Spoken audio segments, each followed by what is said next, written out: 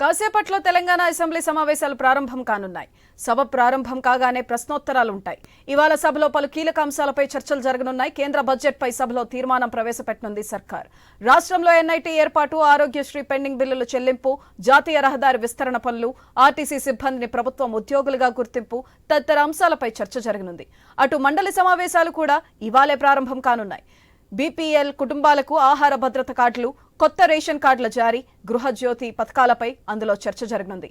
దీనిపై మరింత సమాచారం మా బ్యూరో చీఫ్ రాజు ఫోన్ లైన్ ద్వారా అందిస్తారు. రాజు, రాత్రి తెలంగాణ 3వ శాసనసభ అసెంబ్లీ సమావేశాలు ఈ రోజు 2వ రోజు ప్రారంభం కాబోతున్నాయి. వీటితో పాటు తెలంగాణ శాసన మండలి కూడా మరి కాసేపట్లో ప్రారంభం కాబోతుంది. 11 గంటలకి ప్రారంభమైనటువంటి సమావేశంలో ముందుగా ప్రశ్నోత్తరాలకు సంబంధించిన అంశాలపైన చర్చ జరగబోతా ఉంది. ప్రశ్నోత్తరాల్లో వివిధ అంశాలు ఆయా పార్టీలకు సంబంధించినటువంటి సభ్యులు ఇచ్చినటువంటి అంశాలపైన చర్చలు తీసుకోబోతున్నారు. ఆ తర్వాత 0 అవర్ ని స్పీకర్ అల్లో చేస్తారా లేదనేది సందేహాత్మకంగా ఉంది. మరోవైపు కొన్ని కీలకమైనటువంటి అంశాలపైన ప్రధానంగా ఆర్టీసీ కార్మికులకు సంబంధించి వారిని ప్రభుత్వ ఉద్యోగులుగా గుర్తించాలని చెప్పేసి గత ప్రభుత్వ హయాంలోనే తీర్మానాలు చేస్తున్నారు. దానికి సంబంధించిన ఆమోదంతో పాటు నిన్న కేంద్ర ప్రభుత్వం ప్రవేశపెట్టినటువంటి బడ్జెట్ ఏదైతే ఉందో ఆ బడ్జెట్ కి సంబంధించి రాష్ట్రానికి తీవ్ర అన్యాయం జరిగిందని చెప్పేసి కూడా అన్ని పార్టీలు భావిస్తా ఉన్నాయి.